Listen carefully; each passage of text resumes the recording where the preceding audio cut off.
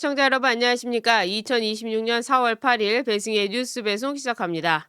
나라 꼴이 정말 엉망진창입니다. 전쟁이 끝났는데 전쟁 추경을 하겠다면서 여야가 합의를 했습니다. 전쟁이 끝났는데 무슨 전쟁 추경을 합니까? 전쟁으로 인해서 피해가 있었다고 하면서 돈을 주겠다고 하는데요. 그 피해를 입은 당사자들은 누굽니까? 바로 호르무즈 해협에 갇혀있는 그 선박들이겠죠. 그런데 이 전쟁 추경을 살펴보니까요. 호르무즈 해협에 갇혀있던 선박과 그 선원들에 대한 피해 금액은 전혀 추경에 반영되지 않았습니다. 그렇다면 이 전쟁 추경은 무엇을 위한 것일까요?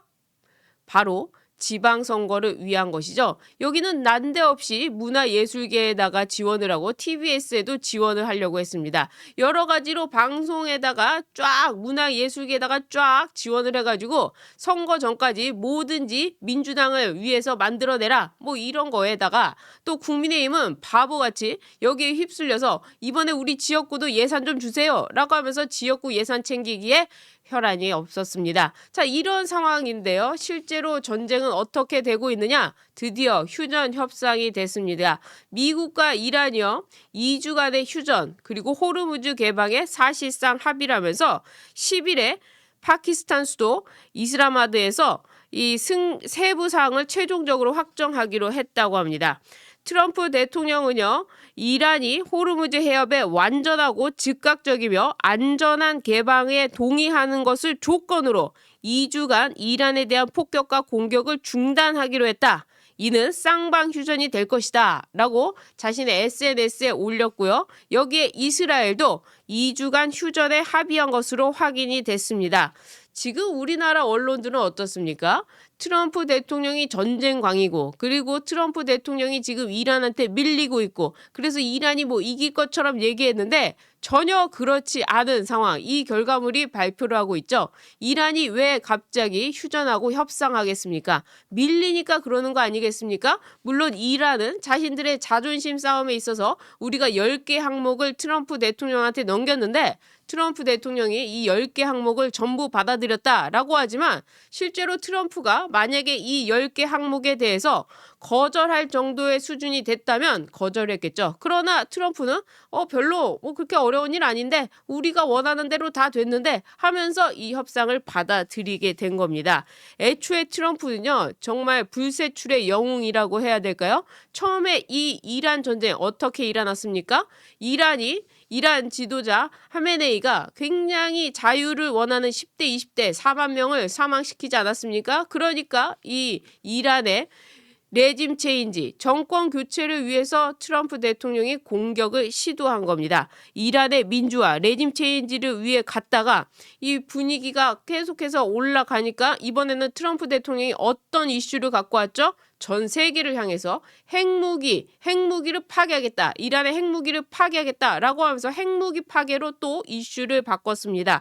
자, 핵무기 폭격이라는 것도 굉장히 중요한 일이죠. 왜? 그 다음 타자인 북한을 향해서 경고할 수 있으니까요. 자, 이런 가운데서 미국의 공군이 실종되는 사태가 벌어졌습니다. 그래서 미군의 공군이 실종되니까 라이언 일병 구하기처럼 미군 공군을 구하러 간다라고 하면서 다시 영화 같은 일로 이슈를 쫙 빨아들입니다. 그래서 미국의 공군을 구해내는데 성공합니다. 이를 본 미국 국민들은 환호를 지르게 되는 거죠. 역시 트럼프야 하면서 구출 성공에 환호를 보내게 됩니다. 그래서 전 세계 미국의 자국민의 반응도 그리고 이란 자유시민의 반응도 결국에는 트럼프의 승리로 이어지게 되는 이런 결과가 이어지게 된 겁니다. 그리고 여기에서 또 한 가지 중국은 완전히 패배했죠. 자, 중국은 이란을 도와주지도 않았고 베네수엘라 마두로가 잡혔을 때도 도와주지 않았습니다. 그 결과 어떻게 됐죠? 중국은요, 석유를 가지고 오는 이 국가들한테 석유를 뺏기고야 만 겁니다. 자, 그런데도 언론이 이란 편을 들어가면서 우리나라 나오라는 좌파 교수들이 전부 나와서 트럼프 대통령을 욕했지만 결국에 승리는 어떻게 되는 겁니까? 미국이 가져가는 겁니다. 자, 이런 가운데 이재명은 어떻게 했죠? 이재명은요, 이란에 인도주의적 지원을 해라. 이건 제정신이 아니라고 말씀을 드렸죠. 게다가 이란이 모든 것에 있어서 호르무즈 이 해협의 선박들에 대해서 무조건 갖춰놓은 게 아닙니다. 이란이 뭐 바보입니까? 이란이 그렇게 하면은 전 세계 공격이 올지도 모르는데 이란이 그렇게 하겠습니까? 그래서 협상을 뒤로 하고 있었던 겁니다. 그래서 프랑스의 선박도 나갔던 것이고 일본 선박도 나왔던 것이고요. 중국 선박도 해협을 건너갔던 겁니다. 그런데 유독 우리나라만 선박이 나오지 않았습니다. 그것은 왜였을까요? 이란이요. 계속해서 한국 정부를 향해서 선박 명단을 달라. 니들 선박 명단 줘라. 확인되면 내 보내주겠다. 이렇게 이란이 계속 요청했음에도 불구하고 우리나라는요. 열흘 가까이 이 정보를 제공하지 않았습니다. 심지어 해수부는 일부러 정보를 안 주고 있다. 이런 말까지 했습니다. 외교부와 해수부 이 관련 정보를 주지 않고 있는데 왜 그러느냐라고 물어보니까 혹시라도 우리 정부가 명단을 제출하게 됐을 경우에는 이 사람들을 잡을 수 있지 않느냐 뭐 이런 말도 안 되는 핑계를 댄 겁니다. 이란은 반복적으로 선박 정보 제공을 요청했고요. 그리고 한국 선박이 해협을 통과하기 위해서는 명단 공유가 필수적이니까 니들 거 빨리 내줄 테니까 내놔라 라고 했는데도 정부가 명단 제출에 대한 결론을 아예 내리지 못한 것으로 확인이 됐습니다. 그러니까 이걸 줘야 돼 말아야 돼 이거 줘도 되는 거야 안 줘도 되는 거야 야 이거 큰일 났다 어떡하지? 그래서 일부러 주지 않아가지고 우리나라 선박만 지금 26척 180명이 거기 한 달 동안 묶여 있는 겁니다. 이재명의 늦장 대응, 이재명의 실용 정부요, 실용 외교, 이 왕따 외교죠. 이재명이 이란한테 인도주의적 지원을 해라. 바로 그런 것 때문에 우리나라만 빠져나오지 못하고 있었던 겁니다. 게다가 제가 앞서서도 말씀드렸던 추경, 이 전쟁 추경 제일 중요한 게 뭡니까? 바로 이 26척에 대한 그리고 이 26척이 오지 못해서 물건을 만들지 못하는 그런 이 생산하는 업체들, 공장들 이런 사람들이야말로 전쟁 추경이 필요한 거 아닙니까? 그런데도 불구하고 이 전쟁 추경 가운데는요. 호르무즈 해협에 고립된 선박 지원 대책은 아예 포함이 되지 않았다고 합니다. 그럼 전쟁 추경은 도대체 왜 하는 거냐? 진짜로 피해 입고 있는 이런 호르무즈 해협에 고립된 선박은 지원이 안 되고 농어촌 기본소득 이거 지금 이재명이 하는 거죠. 전국에다가요. 농어촌에다가 기본소득을 줍니다. 20만 원, 30만 원 이런 식으로 주게 되는데 이것을 받은 사람들은 기분이 좋죠. 그러니까 그거 받게 되면 다시 뺏어갈 수 있습니까? 계속 줘야 되는 거죠. 이렇게 사람들을 기본소득 사회로 만드는 겁니다. 자, 이런 사회를 전쟁 추경으로 주고 있고 호르무즈 해협의 선박엔 주지를 않고 있는 겁니다. 자, 이렇게 이재명이 하는 일이라고는요. 눈 가리고 국민들을 우롱하는 일밖에 없는 겁니다. 호송도 외교도 실종, 이재명의 국익 중심의 외교라는 것이 결국에는 이재명 본인에 대한 그리고 북한에 대한 중국을 따르는 그런 사회를 만드는 게 바로 이재명식 나라 만들기라는 거죠. 그래서 안 된다는 겁니다. 추경 계속 나왔는데 추경을 좀 살펴보면요. 문체위에서 영화 패스 도입 지원 60억 원. 전쟁 났는데 영화 보라는 거예요. 전쟁 났는데 영화관 가서 영화 보라고 60억 원을 지원해 준대요. 그리고 프로 스포츠 관람 지원 사업 200억 원. 전쟁 났는데 가서 스포츠 보라는 겁니다. 그리고 경로당 부식비에 596억. 경로당에서 밥 못 먹으니까 전쟁 나서 밥 못 먹으니까 경로당에 부식비를 준다는 거예요.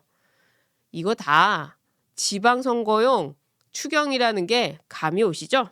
게다가 대중교통 환급 지원 정책 패스, 청년 월세 지원. 청년 월세랑 전쟁이랑 무슨 관계가 있습니까?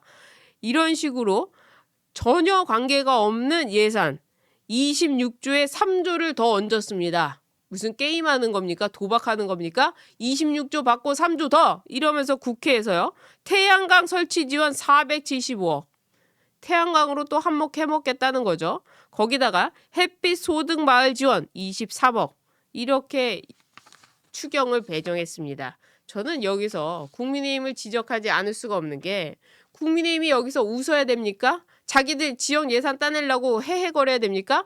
전쟁이 끝나가는데 무슨 전쟁 추경이냐? 아니면 자 이렇게 해서 추경 받으시고 진짜로 나라를 위해서 찍어야 될 사람은 누굽니까? 국민의힘입니다. 야당한테 힘을 실어 주십시오. 돈은 돈대로 받고 선거는 제대로 합시다 라고 하면서 2번을 찍어 주십시오 라고 하던지 뭐 이래야 되는 거 아닙니까? 그런데도 불구하고 히히닥거리고 여야 만나서 악수하고 전 추경 나도 좀 더 줘라 나도 줘라 너도 줘라 이러고 있으니 국민들이 떠나갈 수밖에 없는 거죠. 여기서 여러분 돈은 받고 우리는 선거 제대로 합시다 라고 하면 국민의힘을 욕하겠습니까? 이거 다 옛날에 했던 일들입니다. 그런데도 이런 공부를 안 하고 그냥 나와가지고 이 배지나 달고 어깨에 뽕 들어가고 아직도 여당인지 야당인지 구분도 못하면서 지역 내려가서 지역 사람들 만나고 이렇게 행복하면 된다는 겁니까? 배지를 집어 던지고 사무실을 빼고 이런 정도의 결기를 보여줘야 지금 국민들이 다시 한번 단합하고 다시 한번 이재명을 심판하고 이렇게 되는 거 아니겠습니까? 자, 얘기로 돌아와서요. 지금 이재명이 하고 있는 일을 보시자고요. 이재명이요. 2차 특별 종합특검을 하고 있습니다. 이 2차 종합특검은요. 할 게 없어요. 이미 1차에서 종합특검을 해서 지금 윤석열 대통령 부부가 재판을 받고 있고 실형을 선고받았고 아직도 감옥에 있지 않습니까? 그런데도 불구하고 내란 종식이 되지 않았다고 하면서 2차 특검을 하고 있습니다. 도대체 내란은 언제 일어난 거죠? 내란은 도대체 언제 끝나는 거죠? 자, 내란이라는 건 있지도 않았고요. 계엄은 계엄일 뿐이었습니다. 계엄은 2시간 만에 끝났습니다. 누구 때문에? 바로 이재명 민주당 때문에. 거기다가 탄핵까지 가게 됐습니다. 누구 때문에? 한동훈계 때문에. 자, 이렇게 해서 모든 것이 끝났습니다. 그런데 아직도 내란 상태라고요? 그럼 이재명은 지금 내란 상태에서 뭐 하고 있는 겁니까? 국민의힘과 여야 합의를 왜 하는 겁니까? 국민의힘이 내란 정당이라면 내란 정당으로서 정당 해산 심판을 하지 왜 지금 같이 협력하고 있습니까? 말도 안 되는 일이죠. 자, 그런데 이 2차 특검에서요. 분위기가 바뀌어가고 있습니다. 할 게 없으니까 뭘 하고 있느냐? 지금 민주당에서 박상용 검사를 불러다 놓고 공소 취소 빌드업을 하고 있죠. 이재명의 대북 송금 사건, 이 대북 송금 사건 판결문을 보면요. 북한한테 가기 위해서 이 한 기업, 그러니까 4기업이 북한한테 돈을 줬다라는 겁니다. 이 돈을 줬다는 거 이재명의 방북 비용 이재명도 알고 있었다. 그렇기 때문에 이것은 가장 중요한 것이 미국과의 관계 속에서 그리고 전 세계 유엔 안보리 제재 속에서 이 사건은 위반적인 사안이고 세컨더리 보이콧까지 올 수 있는 우리나라가 망할 수 있는 그런 사건입니다. 자, 그러니까 여기에 혈안이 돼가지고 그때 수사했던 박상용 검사를 불러다가 속된 말로 막 여야가 치고 있습니다. 자, 그런데 일단 첫 번째 박상용 검사 홀로 싸우고 있는데요. 여러분들 아시겠지만 검사가 수사할 때 혼자 하는 거 아닙니다. 검사가 이런 정도의 중대한 수사를 하면요. 위에 차장, 그리고 부부장, 그다음에 부장, 뭐 이렇게 해가지고 부장, 부부장, 부장, 차장 검사, 그다음에 대검 이렇게 해서 총무까지 쭉 올라가는 이 결재를 받습니다. 자, 결재를 받는데 그 결재 라인 지금 뭐 하고 있습니까? 그 결재 라인이 박상용 검사 혼자 싸우게 내버려 두고 있지 않습니까? 박상용 검사가 뭐라고 얘기합니까? 국회에 나와서 이렇게 얘기합니다. 제가 공소 취소를 하지 않는다고 여러분이 약속을 하시면 이 위법한 국조에도 불구하고 선서를 하겠습니다. 라고 이야기를 하고 있습니다. 그럼에도 불구하고 선서를 안 했네 뭐네 해가면서 박상용 검사 직무정지를 시키질 않나 그 직무정지를 시키는데 검찰의 검찰총장 대행이 먼저 법무부 장관한테 선고를 해가지고 법무부 장관이 이것을 받아들이는 형태로 만들어주는 이런 좌파 카르텔에 걸려서 박상용 검사 혼자 싸우고 있지 않습니까? 제가 김민정 교수가 얼마 전에 이런 얘기를 했어요. 김민정 의원이 굉장히 잘 아시는 분이라고 합니다. 특히 이 바닥에서 열심히 일하시는 분이라고 하는데 이쪽 진영에서 열심히 일하시는 분인데 이분이 하시는 말씀이 아들이 찾아와서 몇 천만 원만 좀 빌려달라고 했다. 그래서 왜 빌려달라고 했나 궁금해서 뉴스를 찾아보니까 바로 박상용 검사가 탄핵을 당해서 탄핵에 대한 변호사 비용이 없어가지고 아버지한테 몇 천만 원을 빌려달라고 했다는 겁니다. 자, 그런데 탄핵은 어떻게 됐죠? 기각이 됐죠. 자, 그러니까 박상용 검사는 시간과 돈을 다 버려가지고 자신의 모든 것을 쏟아부어서 탄핵 기각이 됐습니다. 그런데 그게 또 부족해가지고 지금 이번에도 이러고 있는 겁니다. 이런 박상용 검사에 대해서 우리가 응원해 줘야 되지 않을까요? 거기다 정유미 검사장 아무런 이유 없이 이재명의 대장동 항소 포기 이게 지금 검찰에서 말이 되는 얘기냐라고 글 한번 썼다가 강등되는 일까지 벌어져서 행정소송까지 하고 있습니다. 그러면서 하는 말이 박상용 검사 혼자 수사했느냐, 박상용 검사 위로 얼마나 많은 결제 라인이 있었느냐, 그 검사들 지금 가만히 있는데 어떻게 아버지가 자식이 맡고 있는데 그 아버지란 사람이 몽둥이를 들고 와서 자기 자식을 때리느냐, 이게 지금 검찰의 현실이다. 이렇게까지 비판을 하면서 박상용 검사를 응원하자고 하고 있습니다. 우리가 해야 될 일은 무엇입니까? 바로 이런 사람들, 정말 정권에 대비해서 싸우고 있는 이 사람들을 위해서 우리가 같이 가야 된다는 거죠. 그런 점에서 지금 이 국조뿐만 아니라 2차 특검이 국정농단이라는 표현을 써가면서 이재명의 대북 송금 사건이 초대형 국정농단이었다. 그래서 윤석열 대통령 부부가 이재명을 끝내기 위해서 이 박상용 검사를 통해서 조작 수사를 한 것이다. 지금 이렇게 하면서 수사를 진행하고 있는데 여기에 우리가 빠져들지 말고, 그리고 조중동 이하는 전부 민주당 편에 들고 있지 않습니까? 그러니까 유튜브를 통해서라도 우리가 끝까지 이 박상용 검사의 힘을 실어줘야 되는 겁니다. 박상용 검사가요, 최근에 이 국조에서 그리고 과방위에서 이 박상용 검사를 어떻게든 때려잡으려고 하다 보니까 대검에 감찰과장을 불러가지고 박상용 검사 방송 출연하는 거 이게 맞는 것이냐라고 하면서 이것까지도 지금 감찰 대상으로 넣었습니다. 이렇게 심하게 압박을 하고 있습니다. 우리가 해 주어야 될 건 무엇일까요? 응원의 꽃다발이라도 보내고 우리가 응원을 하고 방송에 나오면 좋아요도 눌러주고, 그리고 이런 뉴스가 나올 때마다 그래도 마음속으로 박상용 검사를 응원한다면 이것들이 모아지지 않을까 생각합니다. 자, 이재명이 대북 송금 사건 그렇게 지우려고 하는 이유, 북한한테 완전히 덜미가 잡혀 있기 때문이죠. 그래서 이재명은요, 북한에 대한 무인기 보낸 사건, 이 무인기 보낸 사건에 대해서 지난 6일 사과를 했습니다. 자, 6일 이재명이 국무회의에서 대북 무인기 사건과 관련해 북한 측에 유감을 표명을 했습니다. 자, 그런데 북한에서 뭐라고 나왔느냐? 북한에서는 한반도 솔직하고 대범한 사람의 자세를 보여준 것이다. 김정은에 대해 솔직하고 대범한 사람의 자세를 보여준 이재명이다. 이런 입장을 냈는데요. 이걸 받아서 통일부가 한반도 평화 공존을 향해 나아가는 의미 있는 진전이다. 그러니까 이재명이 사과하고 김정은이 받아줬기 때문에 참 의미 있는 진전이 일어났다라고 한 그 순간 북한이 7일 미사일을 쐈습니다. 그리고 8일 오늘 동해상으로 또 탄도 미사일을 쐈습니다. 그러니까 2번이나 쏘면서 이런 얘기했어요. 정상들 사이에 신속한 호상 의사로 받아들이며 개꿈 같은 소리를 한다면 세인을 놀라우는 멍청한 바보들의 희망 섞인 해몽이다. 이게 무슨 뜻이냐? 그러니까 이재명이 한반도 평화 공존을 향해 나아가는 의미 있는 진전이라고 하니까 북한이 야, 개소리 하지 마라. 해몽이 무슨 그런 말도 안 되는 소리 하느냐? 개꿈 같은 소리를 한다. 이러면서 멍청한 바보들의 희망 섞인 해몽으로 기록될 것이다. 이렇게 얘기하면서 탄도미사일을 빵빵 쏴댔는데 여기서 더 한 가지 특이한 점. 7일에 쐈습니다. 그리고 8일에 쐈습니다. 지금 연 이틀째 북한에서 탄도미사일을 쏴대면서 이재명 개꿈 같은 소리하고 있네. 이런 소리를 했는데요. 더 황당한 거, 7일날 쐈다는 그 탄도미사일은 한국에서 알 수가 없었고 미국의 정보를 받아서 알 수가 있었습니다. 그러니까 7일 왜 이것이 늦게 발표가 됐느냐?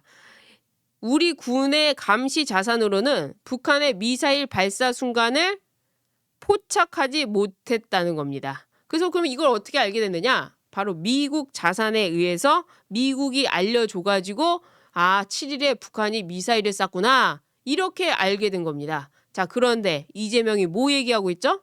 전시작전권 환수를 얘기하고 있죠. 이 지금 국방부 장관은 방위 출신을 갖다 앉혀놓고 전시작전권 회수하자고 했는데 알고 보니까 북한이 미사일 쏜 것도 몰랐고, 그리고 8일에서야 미사일 한 번 더 쐈는데 그때서야 이 미사일 발사를 알게 된 겁니다. 그리고 그 전날에도 미사일을 쐈구나라는 걸 나중에 알게 된 겁니다. 자, 우리 안보가 이렇게 이재명 하나 때문에 무너지고 있는 겁니다. 이렇게 위험한 상황 속에서 이재명을 그대로 놔두면 될까요? 안 될까요?